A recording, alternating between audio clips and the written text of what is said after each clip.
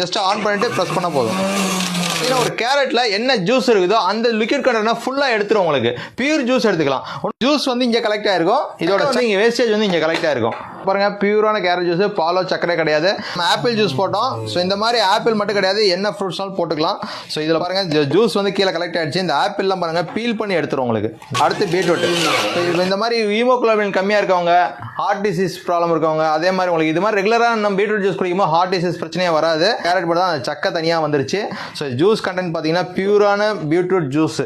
வேர்ல்ட்லேயே எந்த ஒரு மிக்சிலையும் நெல்லிக்காய் ஜூஸ் பண்ண முடியாது. நெல்லிக்காய் கட் பண்ணி போட்டு அரைச்சி தான் குடிப்பாங்க, அந்த மாதிரி இருக்கும். பட் இதில் வந்து நெல்லிக்காயோட விதை தனியாக வந்துடும், ஜூஸ் தனியாக வந்துடும், அந்த பொடி தனியாக வந்துடும். பாருங்கள், நெல்லிக்காயோட விதை பாருங்கள் தனியாக உங்களுக்கு எடுத்துடலாம். இந்த மாதிரி ஸோ ஜூஸஸ் பார்த்தீங்கன்னா கீழே கலெக்ட் ஆகிடும். இந்த நெல்லிக்காயோட பொடி பார்த்தீங்கன்னா நீங்கள் ஆயிலெலாம் கூட யூஸ் பண்ணிக்கலாம். இந்த நெல்லிக்காய் பொடி பாருங்கள் இங்கே தனியாக உங்களுக்கு கிடச்சிருக்கும். இந்த மாதிரி வாழைத்தண்டில் கூட நம்ம ஜூஸ் எடுத்துக்கலாம், ரொம்ப ஈஸியாக இருக்கும்.